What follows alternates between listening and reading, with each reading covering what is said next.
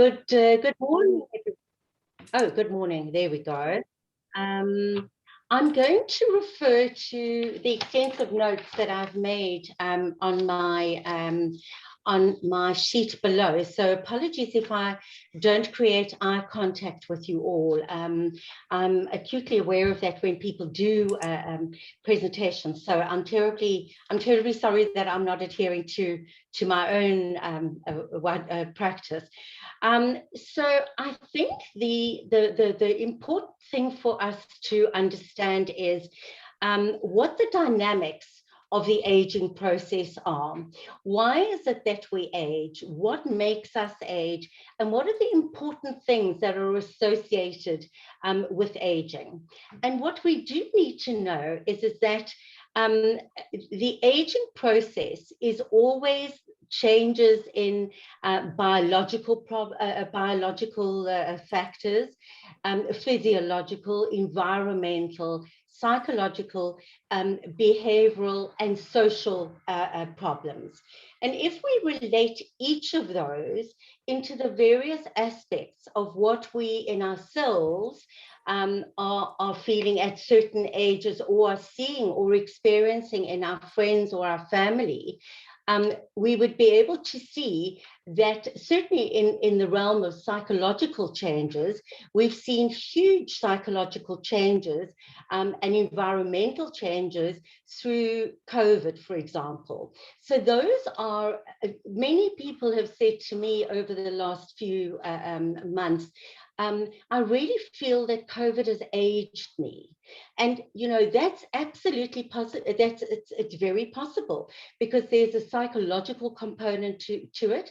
There's a societal or being integrated or engaged in social activities that is really ground to a halt.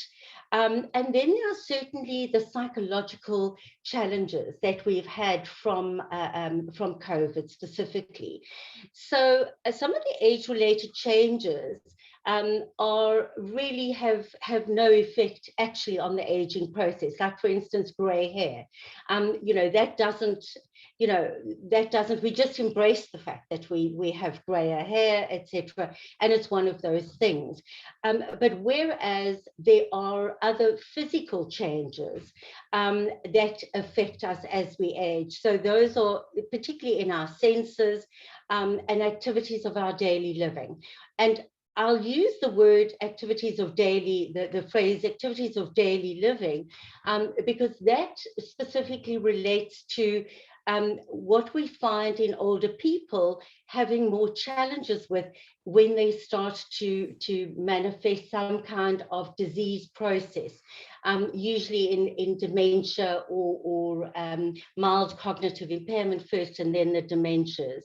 So what we do know, though, is that that there is an increased susceptibility and the frequency of disease, frailty and disability as we all age. And all of that is inevitable in some way, but there certainly are some greater risk factors to it than in other.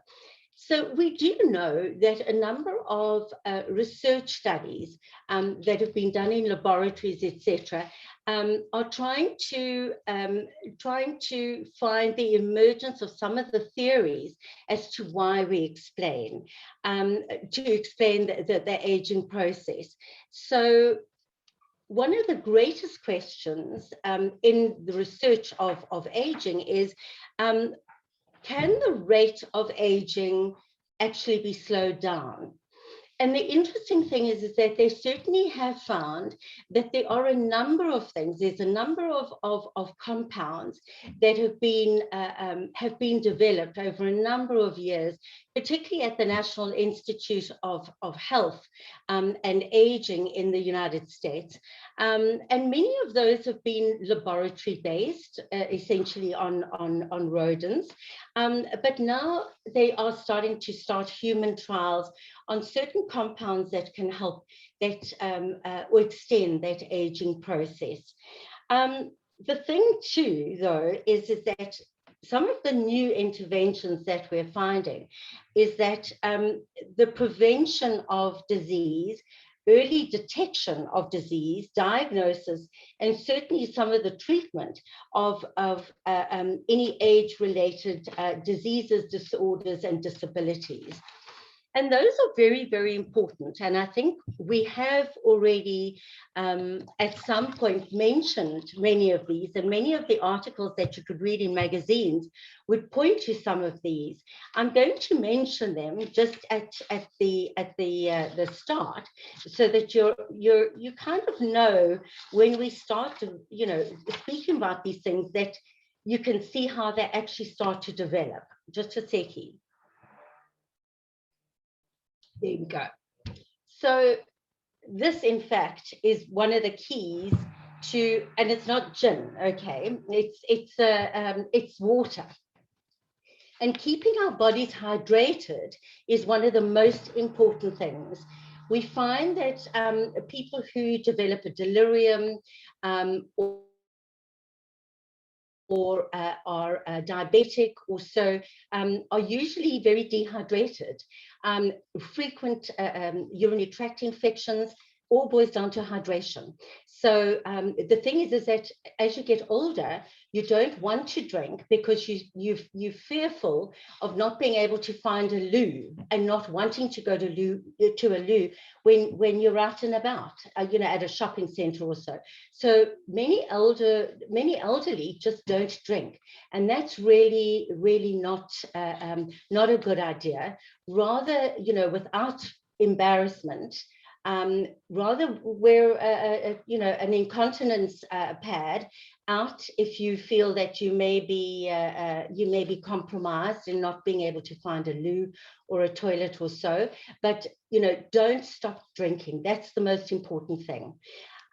So a couple of the things that they have found are absolutely essential are exercise, good sleep, reducing alcohol intake, or you know, completely doing away with it, you know, altogether, medication, checking on medication, social engagement, skills development, and of course smoking. So what I'm going to deal with are some of those elements. So aging is a major risk factor for developing any major chronic disease. So if, for example, you already have high blood pressure, or you have a heart disease, etc., the aging process will exacerbate that, and it will cause you to for it to get worse. So what some of the things are then are, what are the things that we can do in order to mitigate some of those risks? So high blood pressure, we know all about the diets that are required in terms of high blood pressure, reducing cholesterol, healthy eating, exercise in terms of that. And that is just exercise at 30 minutes a day. And, you know, that is, you know, possibly taking the stairs rather than the lift. You know, those kinds of things which are really very easily changed and very easy to put into progress or put into action. The other thing too is that medication, ensure that your medication is checked at least once a year, every 6 months if possible, and certainly once a year, because medication needs change very often. And it sometimes is that, you know, we don't go to the GP for a checkup or to the physician for a checkup, and things, you know, then are challenged and compromised because the medication dosage is incorrect over the 2 years or so that we haven't been. And during that time, even though we may not feel that we need the medication to be changed, it's already in the background causing some kind of challenges. So I think that it's important to make sure that we do those kinds of things. In terms of diet, I've mentioned that red meat, reducing red meat. We do know about the Mediterranean diet, which is, the olive oils, etc., etc. But one thing that I do want to say is that with medication, if you are wanting to take an over-the-counter vitamin supplement, etc., always, always please check with your pharmacist or check with your doctor to make sure that you can take it, that there are no components or compounds within that supplement that could possibly affect the efficacy of any of the medications that you're currently taking. There are many, many, many people that take over the counter, and really that's just sometimes word of mouth. Or, what I'm taking at the moment is this and this and this. And, that sort of polypharmacy happens very, very often. And it can actually be quite critical in terms of the way that the medications are absorbed into your system, how your body reacts to it. So it's very, very important to make sure that in terms of that medication and taking supplements, that you're not at the end of the day just making very expensive urine. Social engagements, I think, are very, very, very important, and we underestimate the importance of being involved with a club or a society, or getting help for some of the challenges that we have, or even the interaction and the engagement of some of our friends. I think that's very, very important to know that it's a community. It's not just a sort of a sole existence. I think we've all seen the effects of lockdown, not necessarily only for those that are in care facilities, but those that even live alone and live on their own with very limited interaction and engagement with families. We know what that isolation does. Isolation is a very, very difficult thing. Psychological well-being, we do know mental health illnesses, etc., are certainly on the rise, as a result of COVID. And that constant living with constant fear, I think is one of the real challenges. So there are a number of platforms on the internet where one can learn to do certain things. I know I have a really zany, wonderful friend that lives in Melbourne, in Australia, and during lockdown, she decided, she's well into her 60s, bless her, and she decided that she was going to learn to tap dance. And it was the most wonderful thing. She found a course online of a tap dancing teacher. And she had always wanted, as a child, she pretended that she was a tap dancer, etc., etc. She got a second-hand pair of tap shoes from a friend of hers. And just before lockdown, she started to tap dance. And we got these regular updates, once a month, we got the regular updates. And at the end of 6 weeks, I think it was, we had a concert where she put on this concert with her tap dancing. It was absolutely, absolutely wonderful, wonderful. So, it's possible, and it wasn't perfect, but it was the fact that she was enjoying it, she was learning something, she was exercising, she was engaging with all her friends, even though we were all scattered all over the world. It was just one of the things that she really, really felt was quite important for her. So I want to just also then move on to what are some of the psychological factors that we have to look at, besides the COVIDs and that type of stuff.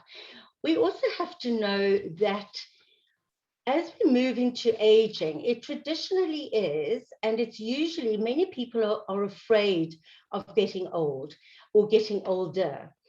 And one of the reasons for that is that it's traditionally seen as a type or a transition into life where we experience a lot of loss.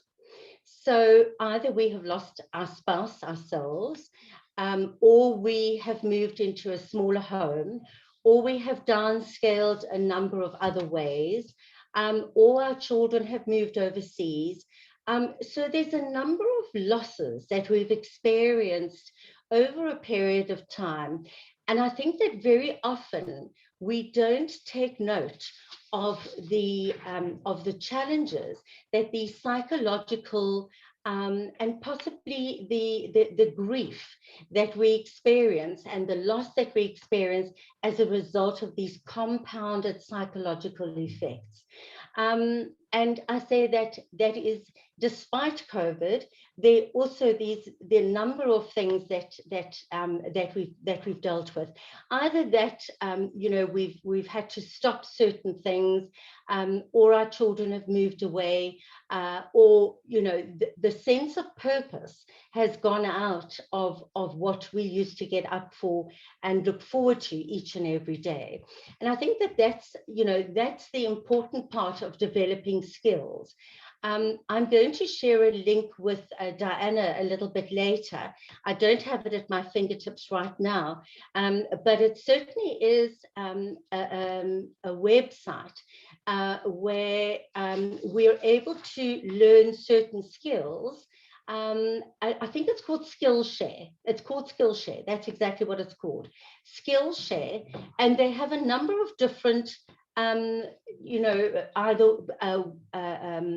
painting or embroidery or certain skills that one can learn on a virtual basis, on a virtual platform.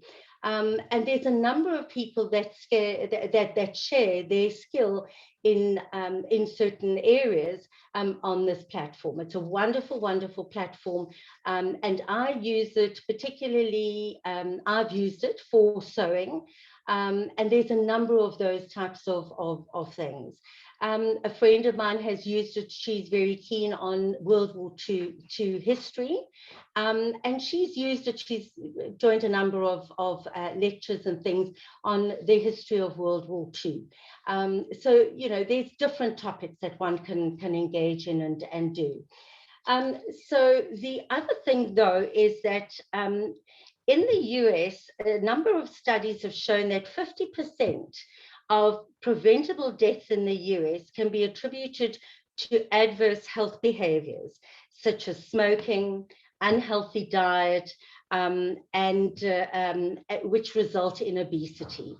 Now, we all know, I mean, obviously, out of all of the risk factors that I mentioned, smoking and diet are two of the most important things, and alcohol abuse. And, I'm not saying alcohol abuse that, it is a problem, but I mean, for which you would find some kind of help for treatment for anyway. But when it comes to things like, for instance, alcohol, and we do know that certain factors, even in combinations of medications and alcohol, there usually are certain adverse effects that can compromise health and our safety in terms of the two of them. So the social relationships, and then obviously socioeconomic factors.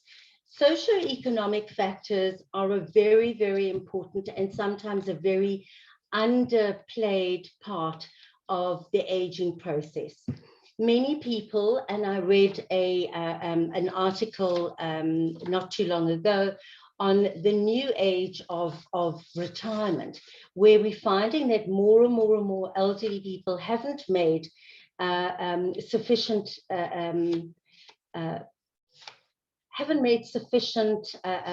inroads in terms of their retirement, their nest egg, what they require, and their retirement altogether, because care is very expensive, medical aid is very expensive, and I think that people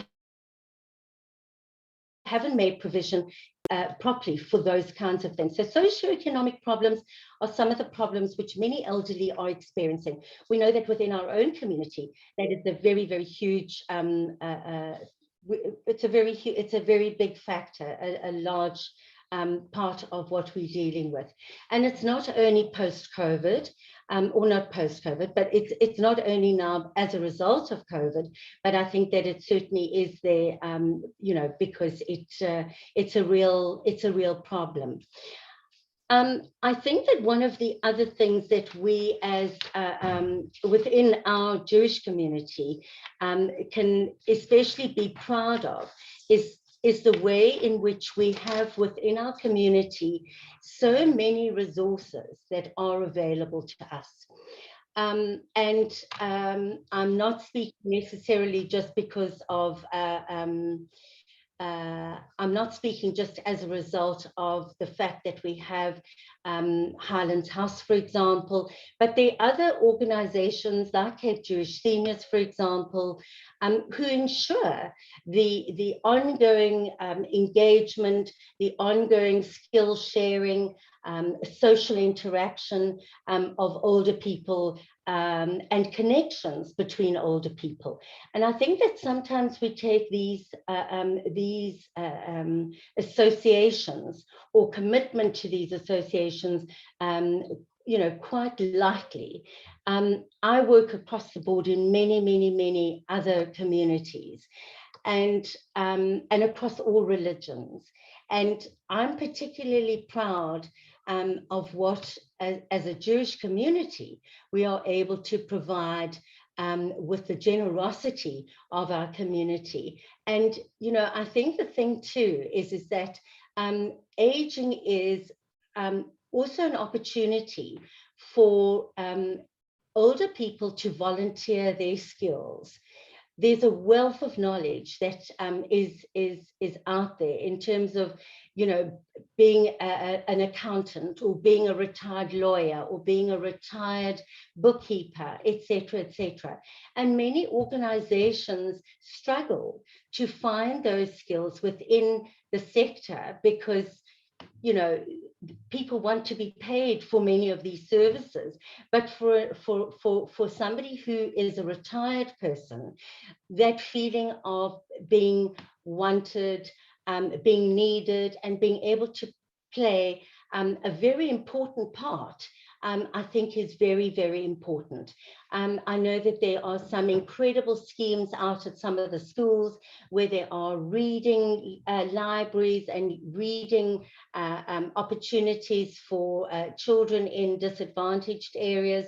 So, if there's a group of 2 or 3, like maybe retired teachers, that could do something that in a local school, just a reading group, or maybe children that are struggling, with reading or numeracy or whatever. Those skills really, in terms of communities, are skills that really, in terms of being able to put a lot of these things together, and to be able to create an environment where elderly people are really appreciated and that they are absolutely understood in terms of being able to give back.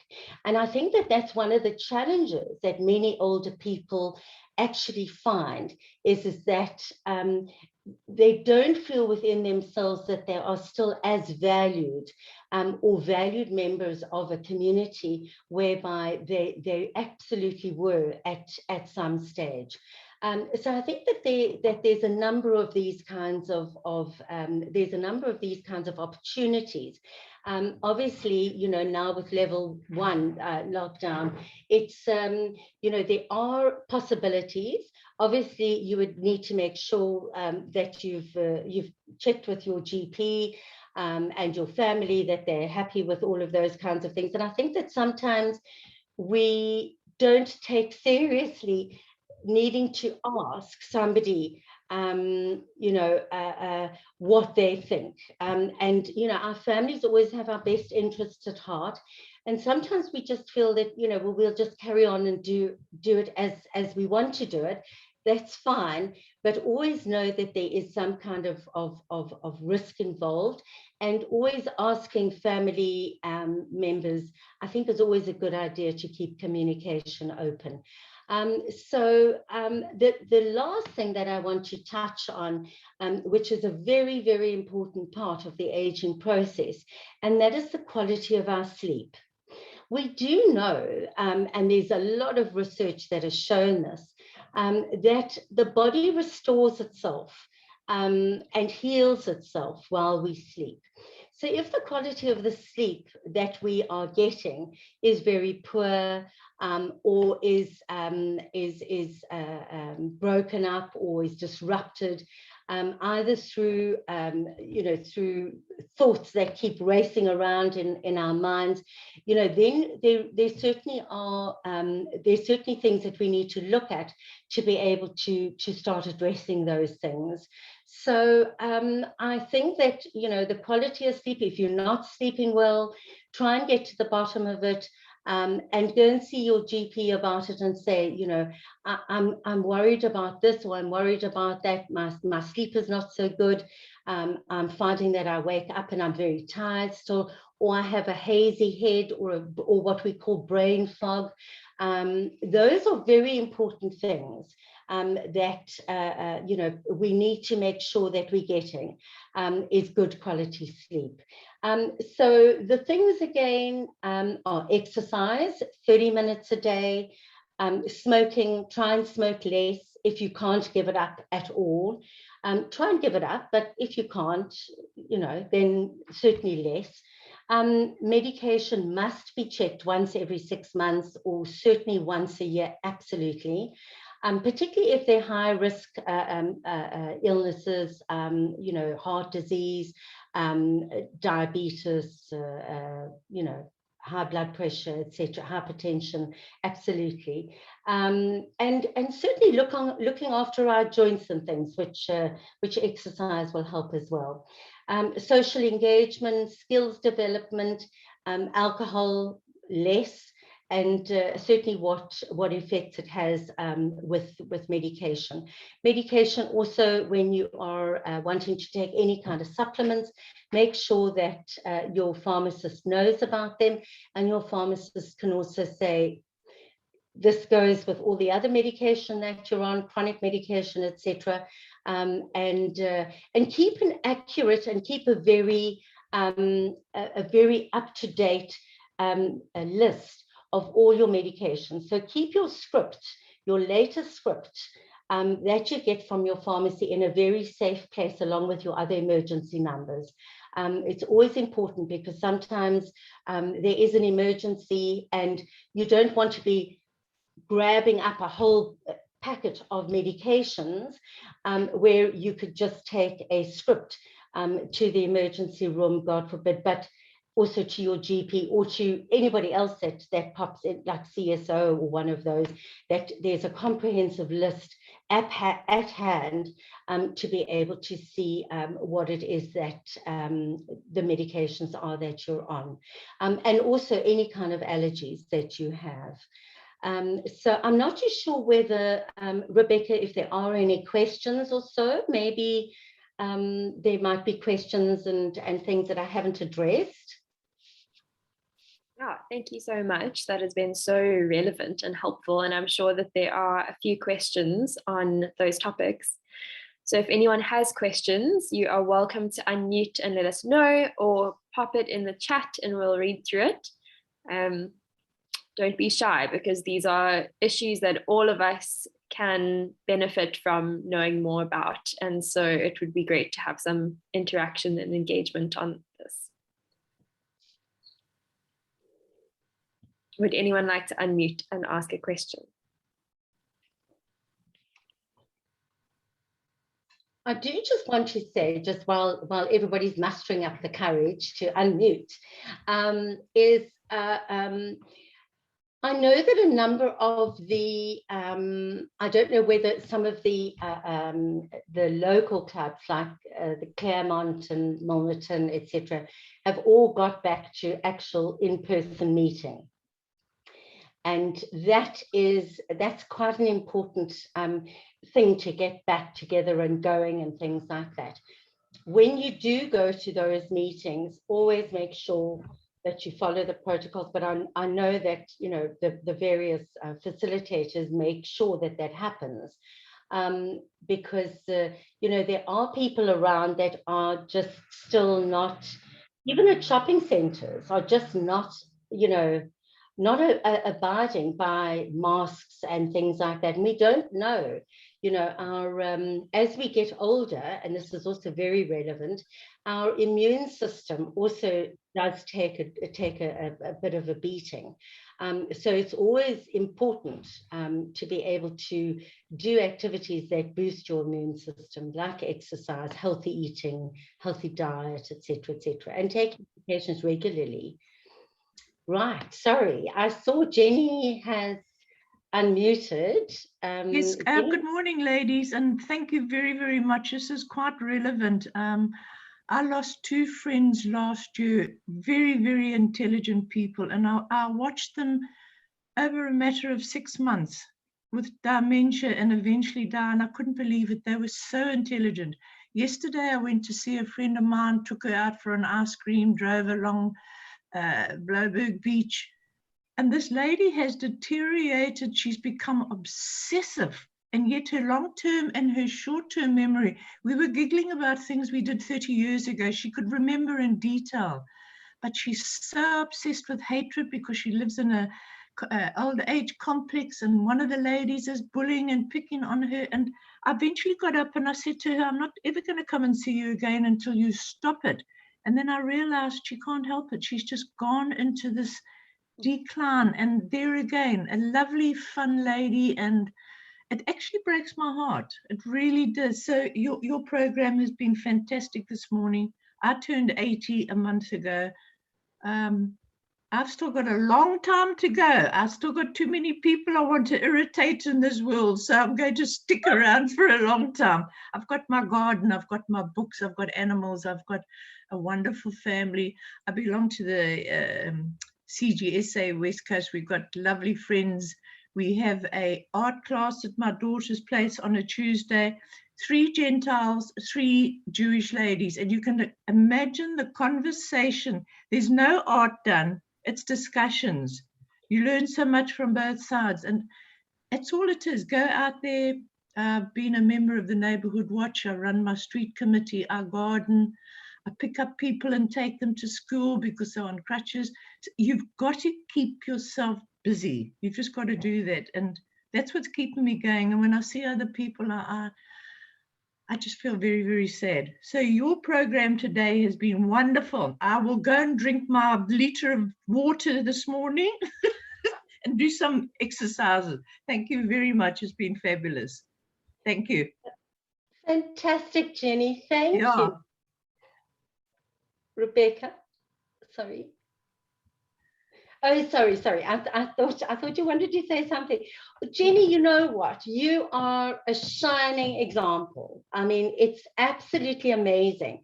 And I think you're so inspiring because you've actually, you know, you've got a lived experience of being involved with your garden, with your books, with your neighborhood watch, with your friends, taking somebody out for an ice cream that really doesn't have that.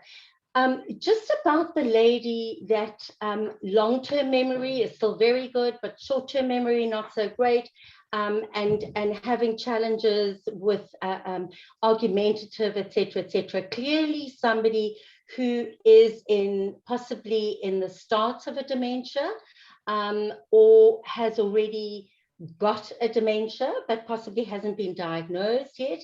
I'm not too sure of the whole situation or the whole scenario, but you know, very often I think that when elderly people say to us that they are being bullied or being picked on, or they don't feel so nice about this because somebody came to them with a piece of paper for them to sign, and they're not so sure about this, and you know, they're sure that they paid the plumber last week for something, but he's come again to ask for the same invoice or for the same job. take those things seriously. There is so much abuse of the elderly in our communities. It doesn't matter what community it is. And it can be a simple, innocuous thing of the security guard at a block of flats. And I say this because I've had personal experience of this, where the security guard and the nanny were in cahoots with each other because they knew that a particular gentleman that lived in a block of flats was dementing. The nanny was his carer, looked after him, and she knew what was going on. She knew that he forgot what he had eaten, forgot this or forgot that or whatever. And the security guard then started to play on that and say, you know, he needs money for his child's, he needs 150 Rand for the child's school, or he needs 100 Rand for this. And it was you know, and he would keep asking him, and he would keep getting, because the old man actually forgot. But it was only the vigilance of a neighbor that had seen what was going on that then said, you know, no, you know, hang on a second. It was the same story last week that you needed 150 Rand for your child's school, or 100 Rand for that. And it was always a similar amount. So he could always take out of his pocket 100 Rand. So when he went to the ATM dispensed 100 Rand. Okay, 100 Rand notes. So it was always a very similar type of thing. Yeah. I was at the back of the queue behind a lady in ShopRite not so long ago, where an elderly lady handed over 200 Rand note, and the bill was less than 20 Rand. And she had thought that the 200 Rand was a 20 Rand note because it's the same color. And she gave over, and the lady at the till, the teller, gave her change for 20 Rand and not the 200. Yeah. So, you know, there's these kinds of things that happen all the time. And it's for us to be protective of those around us that, you know, who's taking care. It's not that you have to, you know, take over, because that's the one thing that people, you know, will resist, is people taking control of things. I think it is just a vigilance around these kinds of things, and knowing that, you know, it doesn't seem to be, or it doesn't seem to be right. And maybe alerting family, you know, I've noticed a decline in your mom.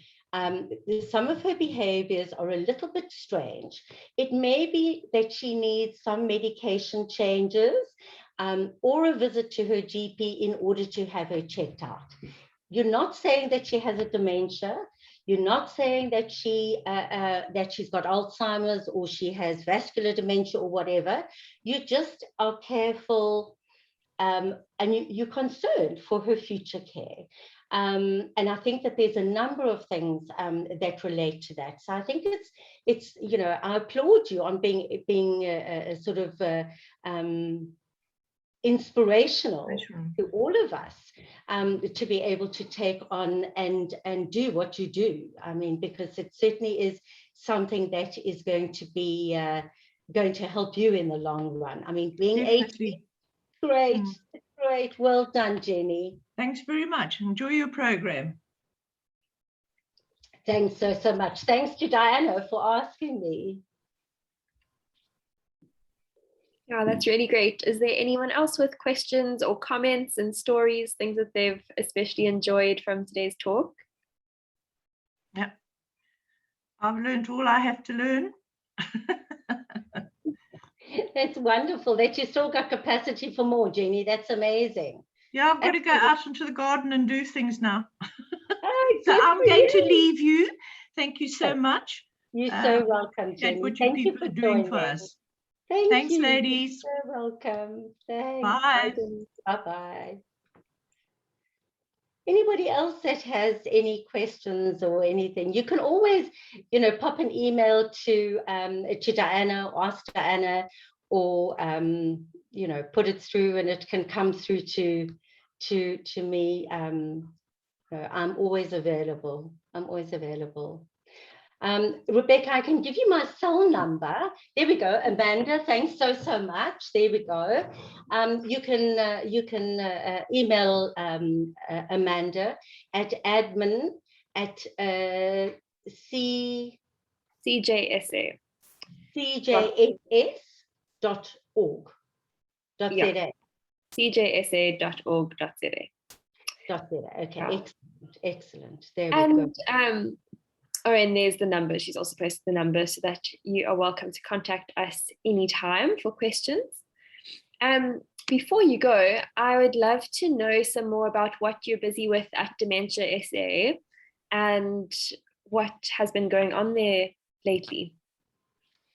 Wow, Rebecca, there's, so many changes, which we've absolutely embraced. We've embraced because we've, at the beginning of COVID, at level 5 in late February, March 2020, we had to, obviously lockdown was lockdown. There was no contact, there was no support groups, and we ran 21 in-person support groups around the Western Cape.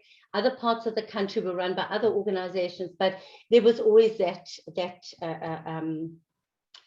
people being able to meet and chat. That all came to a grinding halt. But because people were at home and because people were working from home, it actually became quite an interesting scenario. So we took our support groups virtually, and we now have a virtual Zoom support group which meets every Thursday between 1 and 2 o'clock. Anybody can join. They just need to send us an email, and we get onto Zoom between 1 and 2, chat to people. Sometimes between 15 and 30 people attend the meeting, but we have 151 people on our WhatsApp database. So that's changed it, because now what is happening is that we're finding more families are attending the support group, and where they would live in different areas, they would join the support group from different areas, but they'd come onto the Zoom call together. So because dementia and Alzheimer's is a family disease, it was wonderful, because here we were able to deal with families who really are at the cold face of dealing with it. And it wasn't so much just the mother or the father or the spouse, it was the primary caregiver. We were now including the entire family, which was wonderful, wonderful, wonderful news. So that was great. And then what we did was we realized that a lot of specialists weren't available, because there was no counselor, there was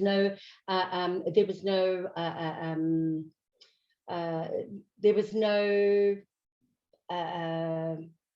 appointments that people could get. So if you needed to go and see a pain specialist, or you needed to go and see an occupational therapist, or a physiotherapist, etc., in level 5, they were all locked down, they were closed, etc.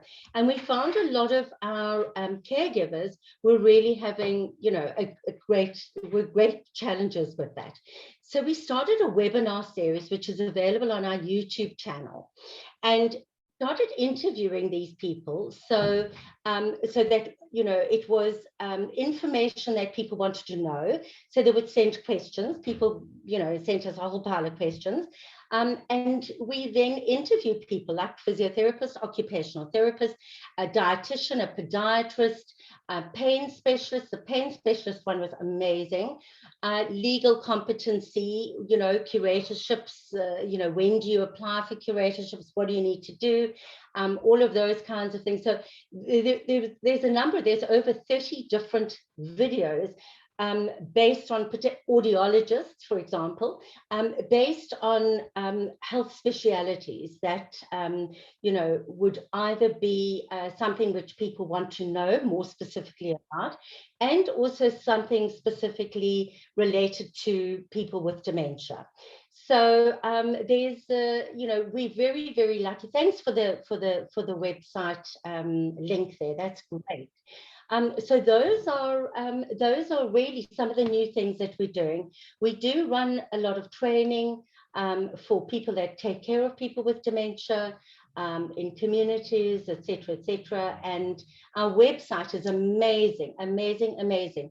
Under the website, there is resources, and those resources are available in 5 different languages. So if you have a carer who's maybe Xhosa speaking, there's a Xhosa speaking resource section there that they can look for and pull it up and at least be educated in some kind of way into the disease.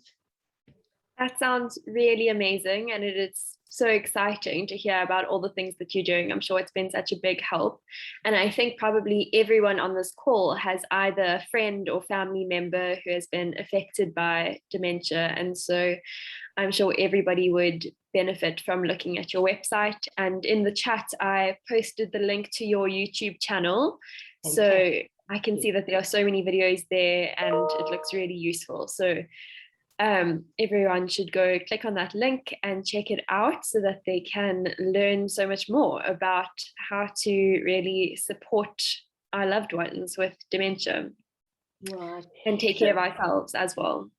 Absolutely, absolutely. Thank you, Rebecca. And there's also just a question here from Philippa.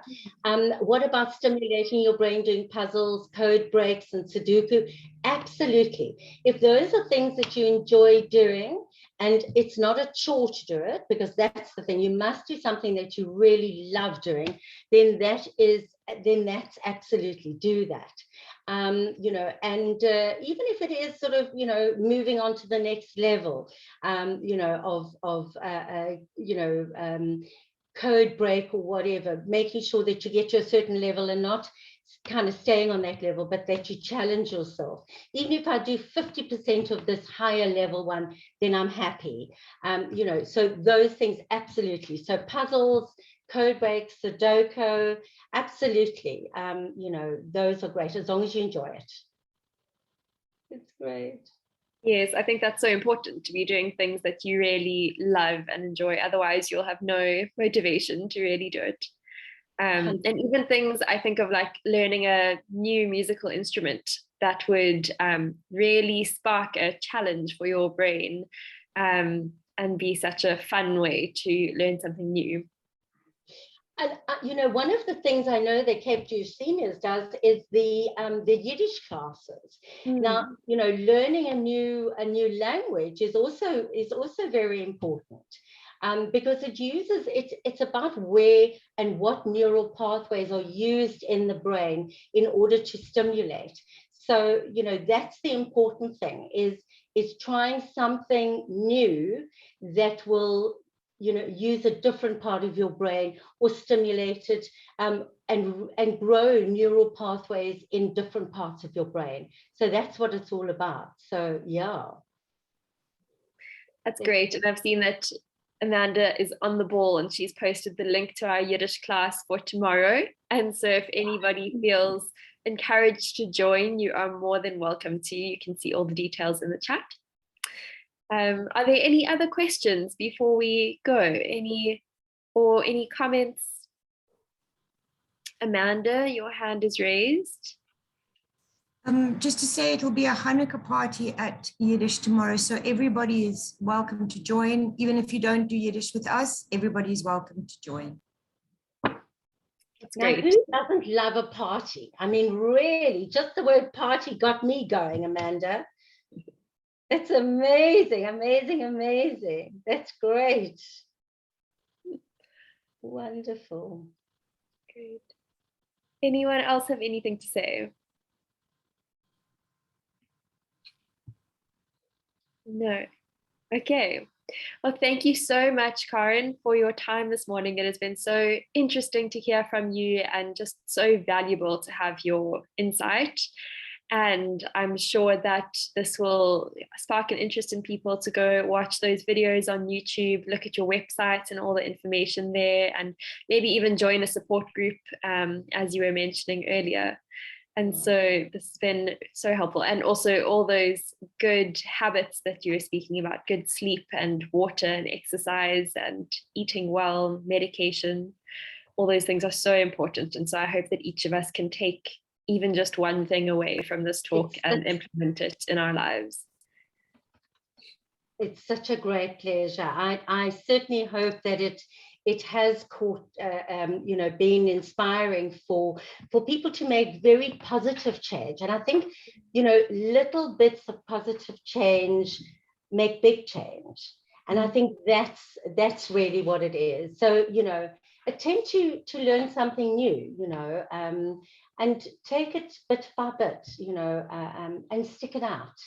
Sometimes new things are really hard to do, but if we just stick it out, we will reap the benefits of it. So yeah, that's great. I've posted on the chat that if anybody is looking to join our virtual support group, they can email info@dementiasa.org, and our website is dementiasa.org, not .za. We don't have the .za. So with the greatest of pleasure, and thank you for the opportunity to address you and to be part of the group this morning. Thank you. No, thank you so much for joining us. I'm not going to end the call straight away because I want people to have access to all those links in the chat for a little bit longer if they want to copy and paste them. But everyone is welcome to leave the call as soon as they feel ready to. But we will end it here for this morning. So thank you everybody for joining us, and I hope that you've found it so useful. Thanks so much. Bye-bye, everybody. Have a wonderful day. Bye. Thank you. Bye. Thank you so much. You're welcome. Thank you.